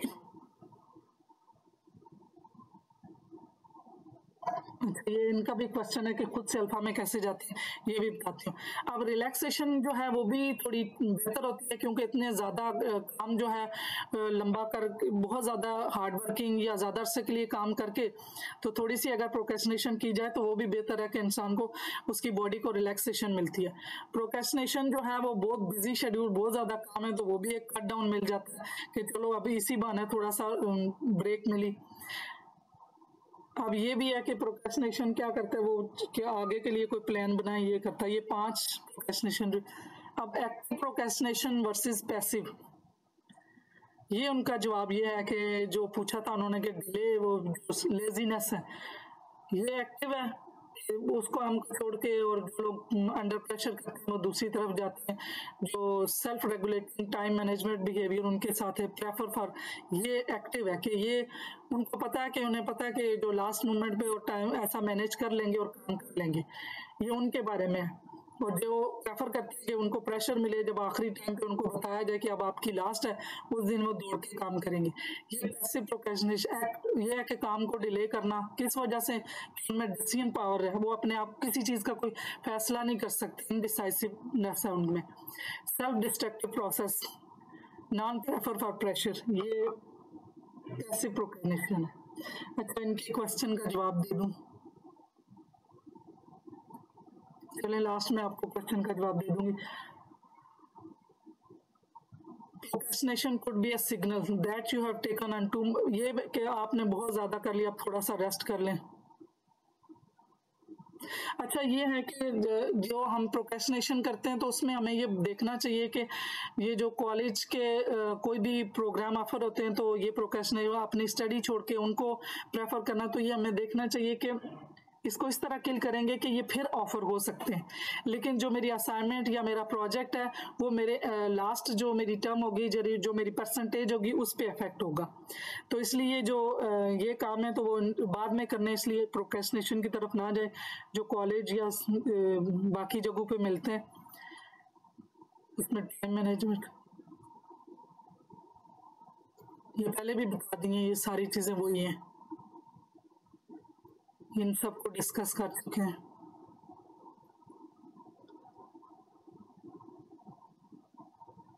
अच्छा, काम जो है कोशिश करें कि वो दिन के टाइम पे ज़्यादा करें, और जो ज़्यादा हमारा फ्री टाइम होता है, सम टाइम हम जो टाइम जो है ना, अगर सफ़र में, तो सफ़र में भी हमें कुछ कहीं हम जा रहे हैं तो वो टाइम है कि हम कुछ नहीं कर सकते, तो उस टाइम पे भी जो है ना हम अपने कुछ काम कर सकते हैं जो कि हम साथ लेके जा सकते हैं। अगर हमने कुछ जो नेट पे काम करना है, या हमारी कोई प्रोजेक्ट है या असाइनमेंट है या कुछ ऐसी चीज़ें, तो वो हम सफ़र के वक्त भी यूटिलाइज कर सकते हैं, दिन के टाइम पे ज़्यादा से ज़्यादा हम कर सकते हैं। फिर ये भी है कि कौन से चीज़ हमने क्रिटिकल माइंड से करने हैं, जिसके लिए हमारा क्रिटिकल माइंड चाहिए, जो कि मैथमेटिक्स के ऐसे काम है वो किस टाइम पे करने हैं, और कौन से काम है जो कि हमने स्किल वाले काम है जो सीखने, तो जो मैथमेटिकल्स और ऐसे काम है जो कि सुबह के टाइम पे जब हमारा माइंड एक्टिव होता है उस वक्त करें। और जो हमने बच्चों को भी जो काम हमने मैथ और ऐसी चीज़ें जो कि उन्हें क्रिटिकल माइंड यूज़ करना, जिसमें उन्होंने इंटेलेक्चुअल काम उनसे हमने लेने, वो सुबह के टाइम करें। और फिर दिन को अगर जो दिन का टाइम है दोपहर का, उस टाइम पे जो हमने स्किल जो सिखाने वाली है जो सबकॉन्शियसली, क्योंकि जैसे जैसे दिन आगे जाता है तो हमारी ब्रेन वेव स्लो होती हैं और उसमें क्रिटिकल माइंड इतना एक्टिव नहीं होता, तो उसमें वो काम उस वक्त करें। अगर इस तरीके से भी हम मैनेज करेंगे तो अच्छे से मैनेज होगा कि जो काम हमने स्किल वाले हैं तो वो हम उस टाइम पे करें जब हम एक्टिव ना हों, और जब एक्टिव हों तो उस वक्त वो काम करें जिसमें दिमाग यूज होता है, इंटेलेक्चुअल काम। और फिर दोपहर में अगर हमने थोड़ा सा रेस्ट ले लिया या बच्चों को दे दिया तो उससे दोबारा जो है ना ब्रेन वेव्स दोबारा एक्टिव हो जाती हैं, और फिर रात जैसे जैसे रात की तरफ जाती हैं तो फिर वो स्लो हो जाती हैं, उसमें क्रिटिकल माइंड कम काम करता है, तो उसमें वो स्किल जो सीखनी है वो यूज करें। ये वही चीजें set daily priorities and focus top priorities पे करेंगे, पहले कौन सा करना है, फिर उसके बाद कौन सा करना है, और उसके बाद बहुत ज्यादा शेड्यूल्स ना करें। Plan your day as you studying, ये सारी वही चीजें। Use 5 to 10 minute block of time you have to complete task, make progress. बीच में थोड़ा सा वक्फा दें, क्योंकि वक्फे के लिए बहुत जरूरी है। जो जिस तरह से इम्पल्सिव लोग होते हैं या जो फोकस नहीं कर सकते कंसंट्रेशन, तो बीच में थोड़ा थोड़ा वक्फा दें। ये अपने सफर का टाइम जो है उसको प्रोडक्टिविटी में लगाएं कि कुछ ना कुछ काम करते रहें। और लोग ऐसा करते हैं भी, बहुत सी अपनी ईमेल का जवाब दे दिया, किसी को ईमेल लिखनी है वो साथ रख लिया, बहुत से ऐसे काम है। बुक्स हैं, अगर कुछ स्टडी करनी है तो कहीं सफर कर रहे हैं, जब यूनिवर्सिटी कॉलेज जॉब पे आ जा रहे हैं तो जो वो टाइम है उसको भी यूटिलाइज करें। अच्छा, कुछ नोट्स वगैरह बनाएं और उनको अपनी ऑर्गेनाइज इस तरीके से रखें कि अपनी एक्सेस में हो। जो चीज़ें आपने काम करने हैं उनको अपने नियरेस्ट रखें, जो चीज़ें आपको डिस्ट्रैक्ट करती हैं उनको अपने से थोड़ा सा दूर रखें, ताकि आपकी पहली फौरन से नज़र उसमें ना पड़े।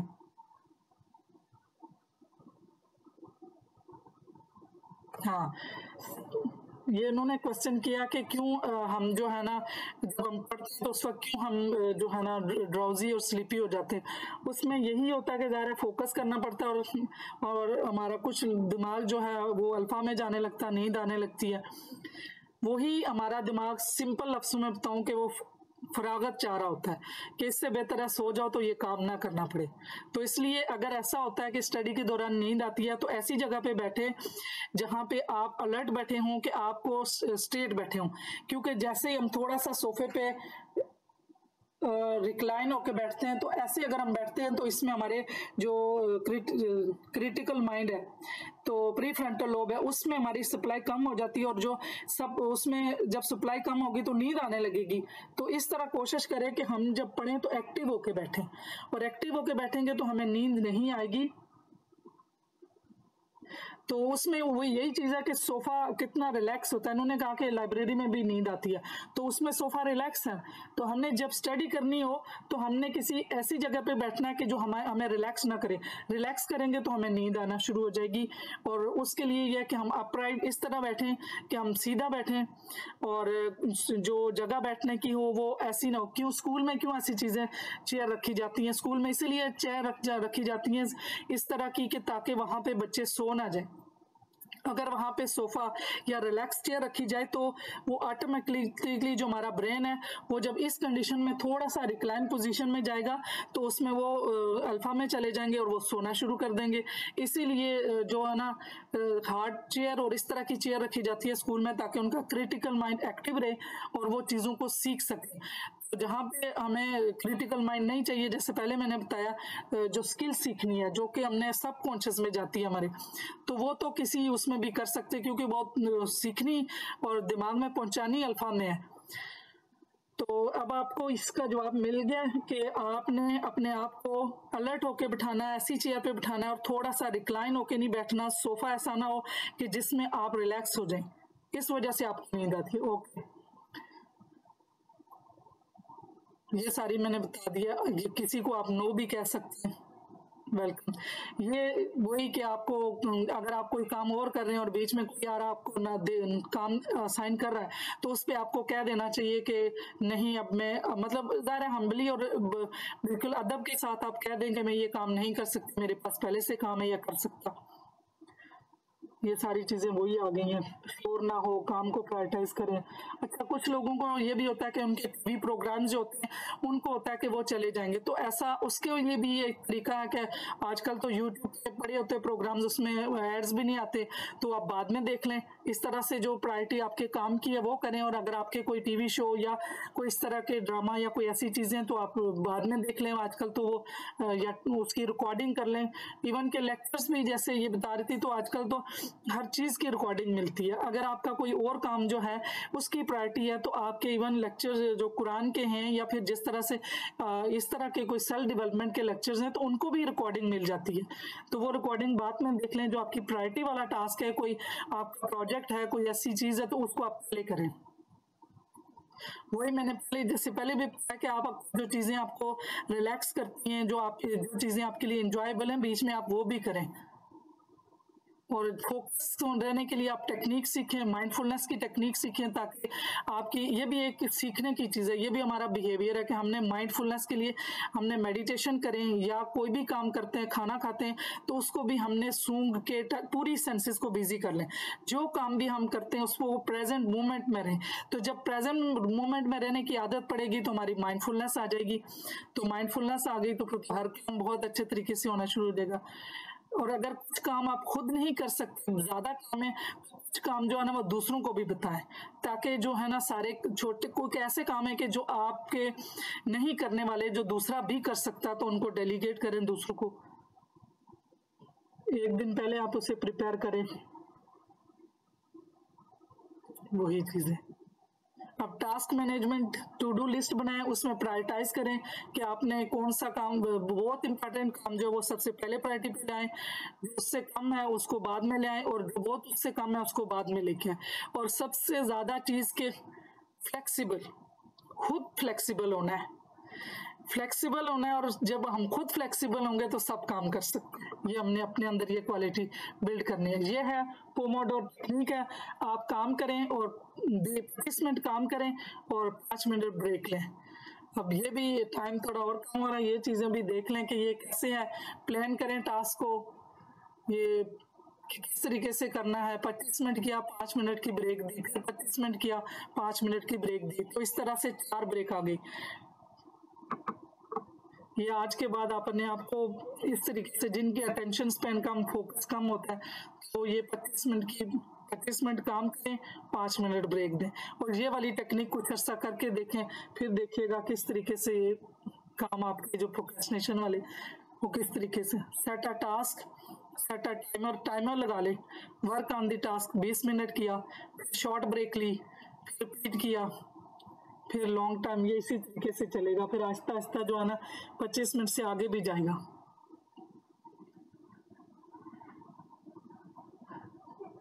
मोटिवेशन, इन्वायरमेंट, आप अपनी इन्वायरमेंट को देखेंगे ऐसी चीज़ों से, टीवी वगैरह, अगर आपने जिस टाइम पे काम करना है तो डिस्ट्रैक्टर अपने कम करें। कोई जो काम भी ये करना चाहते हैं, सबसे पहले उसमें आपको एक्सपर्ट होना चाहिए। उसमें उसके लिए अगर आपके पास स्किल नहीं है, जिसकी वजह से फेलियर का खौफ होता है, या परफेक्शनिस्ट है, तो सबसे पहले ये करें कि वो काम जो करने जा रहे हैं तो उसके बारे में लर्न करें, उसके बारे में अपने सीखें। वो कहीं से भी सीख सकते हैं। फिर ये है कि अपने आप को थोड़ी देर के लिए जो है ना कभी कभार रेस्ट भी आपके लिए बेहतर है। उसके लिए भी आप रेस्ट करने के बाद अपने आप को अप्रिशिएट करें, उसमें कर्स नहीं करें कि मैंने रेस्ट दे दी। अगर आपके पास काम ज़्यादा है या ऐसी चीज़ें, तो उसमें थोड़ा सा अगर आपने रेस्ट भी किया, अपने आप को अलाउ करें और उसको अप्रिशिएट करें। टाइम मैनेजमेंट, रिकवरी, अब यही कि कंट्रोलिंग। अब डोपामीन के ये भी है कि हमारा डोपामीन के हम सबको ये पता होना चाहिए कि ये डोपामीन एक ऐसी चीज़ है कि जिस तरह से बाहर से हम एडिक्शन लेते हैं, इसी तरीके से हमारे अंदर से जो केमिकल, जो न्यूरोट्रांसमीटर है ना, उनकी भी एडिक्शन होती है। एक बार बॉडी में हमारे थोड़ा अगर रिलीज हुआ, तो जो थोड़ी खुशी मिली, तो बाद में हमें और ज़्यादा करेंगे तो और रिलीज होगा। तो ये इसी तरह से है, जिस तरह से हम बाहर से कोई केमिकल या बाहर से कुछ चीज़ों की एडिक्शन होती है, तो हमारी अपनी भी होती है। तो इसलिए हमारे उन लेवल्स की भी कंट्रोल होनी चाहिए। हम बहुत ज़्यादा, क्योंकि डोपामीन हमारे अपने जो हमें ज़ात की खुशी से मिलती है, वो खाने पीने से, हमारी तारीफ से, या चीज़ें जो मुझे एक्टिविटी में करती हूँ या कोई भी इंसान करता है, तो उसके अपने से जो रिलीज होता है वो डोपामीन है। फिर इन चीज़ों के इस लेवल का भी हमें पता होना चाहिए कि हम कौन सी चीज़ों में ज़्यादा जाते हैं, जिसमें डोपामीन ज़्यादा निकलता, क्योंकि सही बैलेंस वाला ये प्लेयर के लिए डोपामिन, हैप्पीनेस वाला जो हार्मोन है वो सेरोटोनिन है। तो सेरोटोनिन जब हम दूसरों के लिए काम करते हैं, दूसरों की खुशी, जब बच्चे का रिजल्ट आता है, जब किसी बहन भाई की खुशी होती है, उस वक्त रिलीज होती है। जब दूसरों के काम आते हैं, उस वक्त सेरोटोनिन रिलीज होता है। ऑप्टिमम टेक्निक, हाँ वही कि पहला एक काम जो है वो एक टाइम पे एक करें। वैसे खवातीन जो हैं वो मल्टीटास्किंग कर सकती हैं, मेल जो हैं वो एक ही कर सकते हैं। तो औरतें भी, अगर मतलब खवातीन जो हैं, फीमेल जो हैं, वो भी एक काम एक टाइम पे करें, तो जब हैबिट डेवलप हो जाए तो मल्टीटास्किंग कर सकते हैं। वही 90-10, इसका मतलब है पहले प्लानिंग करें और फिर काम स्टार्ट करें। ये वही चीज़ें बार बार दी हुई हैं। कैसे प्रोक्रेस्टिनेशन के बेनिफिट क्या है, वो थोड़ा सा मैंने ज़्यादा किया, मेरे ख्याल से टाइम भी काफ़ी हो गया।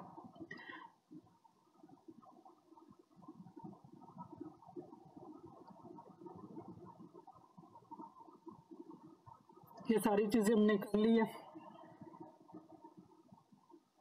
एड्रेस एंड चैलेंज, ये सारा मैंने एक्सप्लेन कर दिया सारा। टाइम मैनेजमेंट, प्रायोरिटाइज, डिसाइड, क्या इंपॉर्टेंस है, और फ्लेक्सिबल।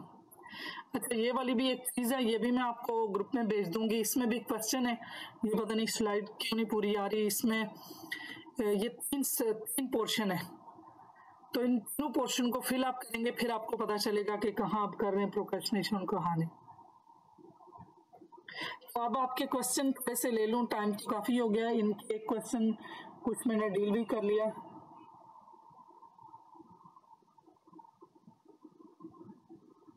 अच्छा, इन्होंने ये कहा कि लंबी जो है रिकॉर्डिंग सुनने से भी नींद आती है। तो नींद कुछ लोगों की जो आवाज़ भी होती है ना वो भी हिप्नोटाइज होती है। और दूसरी बात अगेन, आप कहाँ बैठ के सुनते हैं, लेट के सुनते हैं तो नींद आएगी।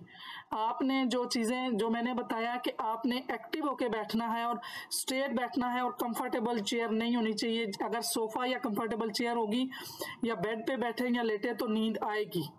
उसमें मैंने आपको साइंटिफिकली भी बता दिया कि जब रिक्लाइन होते हैं तो ये प्री फ्रंटल लोब जो क्रिटिकल माइंड है वो जो है ना उसमें ब्लड सप्लाई कम हो जाती है और उसमें जो है ना हमारा सब कॉन्शियस एक्टिव हो जाता है। तो सब कॉन्शियस तो नींद देता है, उसमें जो उसमें इलेक्ट्रोमैग्नेटिक वेव्स हैं वो अल्फा स्टार्ट हो जाती है। अल्फा और जब डेल्टा में होते हैं तो उसमें तो हम डीप स्लीप होते हैं, अल्फा में हम थोड़ी गुनीदगी में होते हैं। ये और भी किसी के क्वेश्चन थे? और किसी का कोई क्वेश्चन है तो ये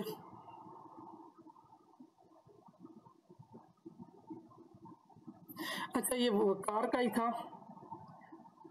इन्होंने ये भी कहा था खुद अल्फा में कैसे जा सकते हैं। खुद अल्फा में किसी एक पॉइंट पे फोकस करें, अपनी इस उंगली को देखें और थोड़ी देर के लिए देखते रहें और उसके बाद फौरन ही आप चंद सेकंड में अल्फा में चले जाएंगे। अपने आप को जो आपने कोई भी अफर्मेशन देनी है उस टाइम दे।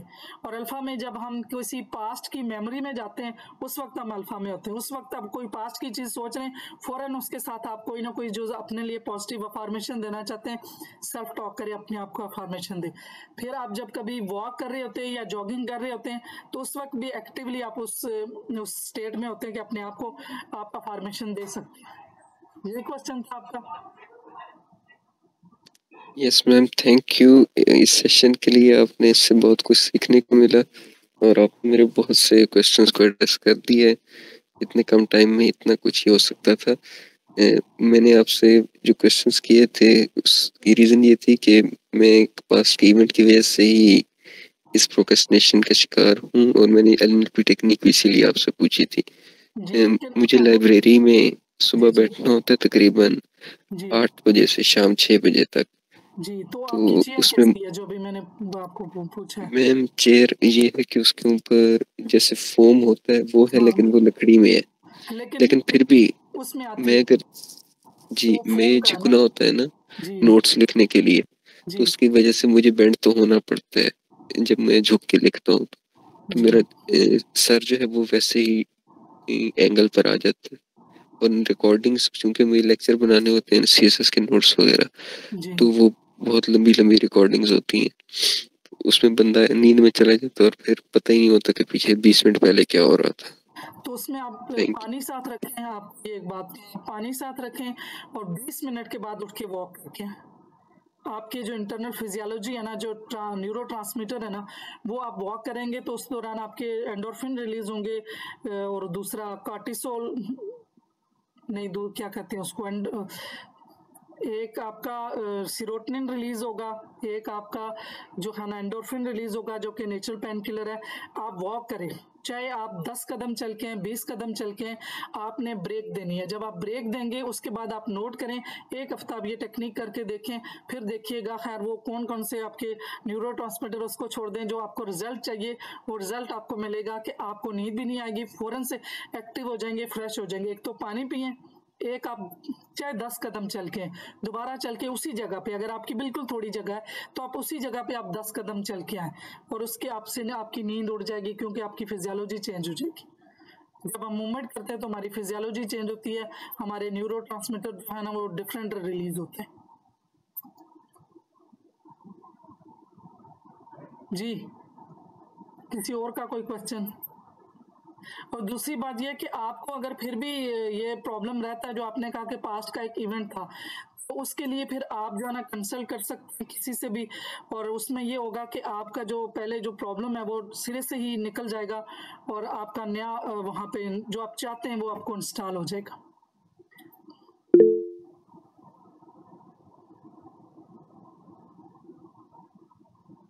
और किसी का क्वेश्चन है?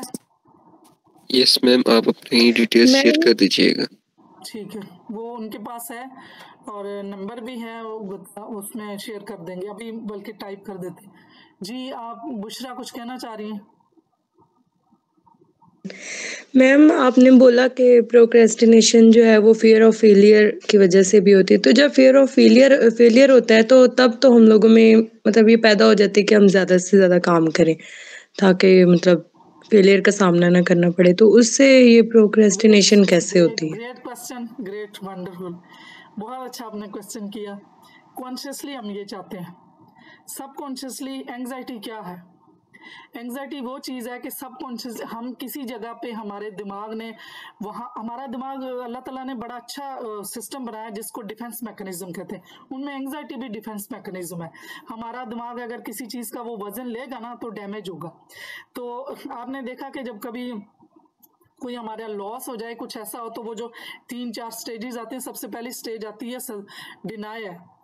तो इसमें भी जो ये मैं चीज़ आपको थोड़ा सा बैकग्राउंड बनाने के लिए ये चीज़ बताई है कि हम कॉन्शियसली चाहते हैं कि हम सक्सेस हों, लेकिन सब कॉन्शियसली हमारे अंदर एक पहले का रिकॉर्डिंग पड़ी हुई है, पहले का एक पड़ा हुआ कि ये मैं एक दफ़ा फेल हो चुका हूँ और या ऐसे मेरे साथ हो चुका है, तो वो फिर हमारा बिलीफ सिस्टम बन जाता है ना, तो इतना जोर लगाता हमारा बिलीफ सिस्टम वही चीज़ प्रूव करने के लिए कि हम कॉन्शियसली इस चीज़ को नहीं जानते।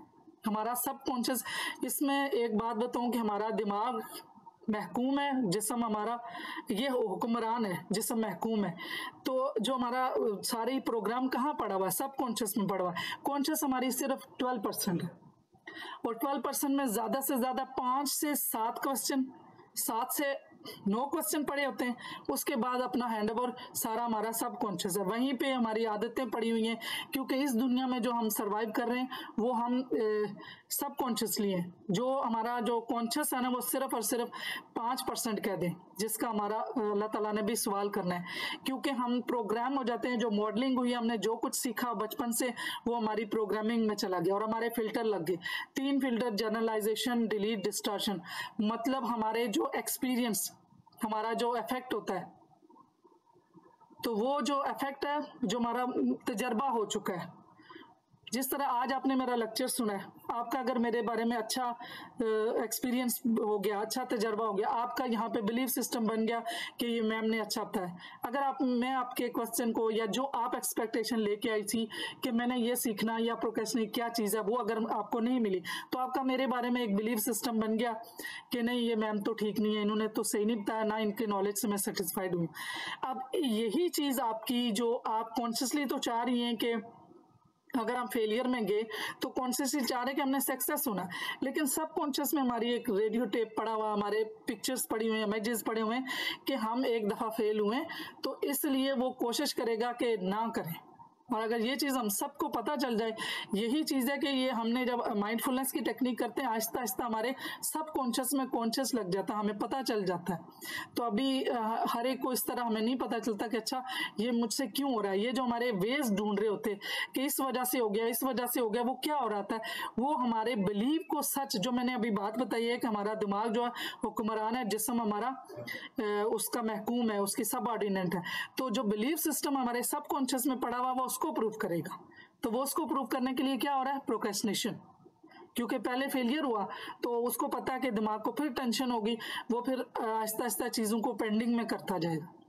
तो एक्टिवली जब हम पोस्टपोन कर देंगे, और जो मैंने कहा कि अपने आप को अप्रिशिएट करें, हर छोटे छोटे चंक के बाद डोपामिन रिलीज होगी, हमें खुशी होगी, अपने ऊपर कॉन्फिडेंस होगा, तो वो जो पास्ट की मेमोरी बनी हुई थी वो क्या, वो नए न्यूरॉन बनेंगे, न्यूरोप्लास्टिसिटी होगी, नई आपकी मेमोरी बनेगी कि नहीं, सक्सेस हो सकती हूँ। जी कुछ सेटिस्फेक्शन हुई है या फिर और उलझन हुई है? जी बुशरा। नो मैम, सही है, थैंक यू। वो कॉन्शियसली नहीं हमें पता होता। काफी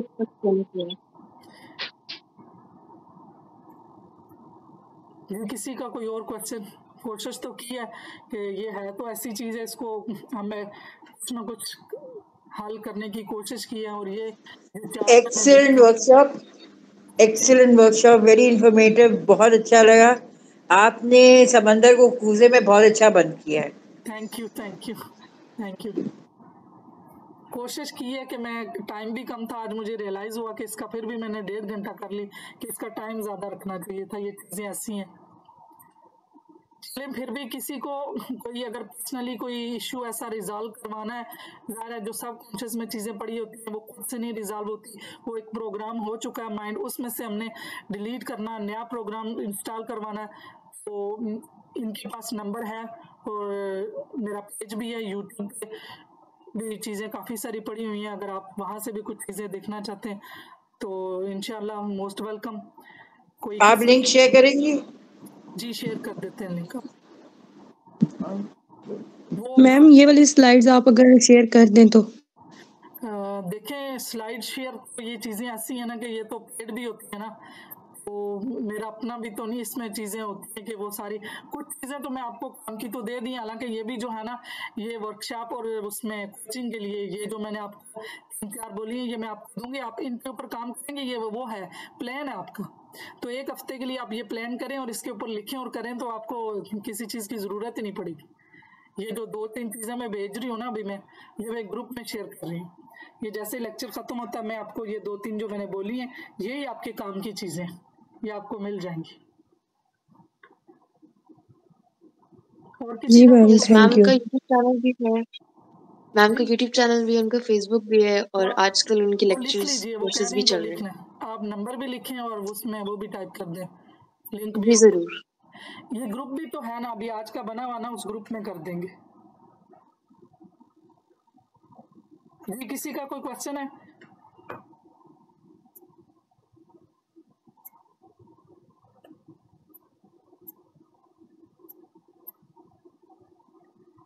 और कोशिश करें कि जो चीज़ें आज सीखी हैं अपने ऊपर अप्लाई करें और मेरे साथ रिजल्ट शेयर करें, मुझे अच्छा लगेगा कि आपने काम किया और अपने इर्द गिर्द अपने बच्चे में अपने किसी में अगर ऐसी चीज़ें ऐसी हैबिट नज़र आती है तो उनको पॉजिटिवली बताना है।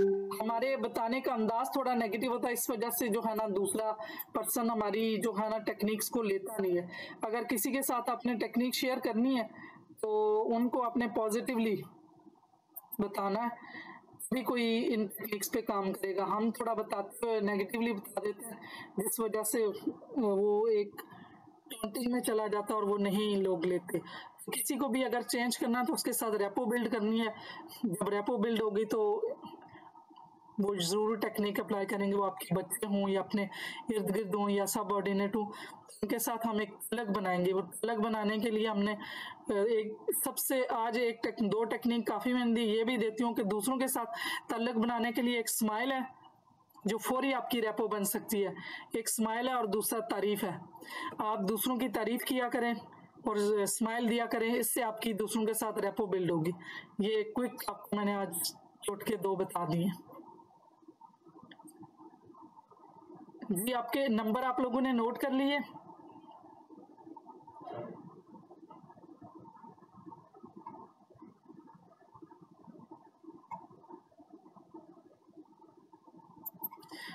चलें जी, अपना ख्याल रखिए और आप चीज़ें मैं भेज देती हूँ उसमें आपके ग्रुप में।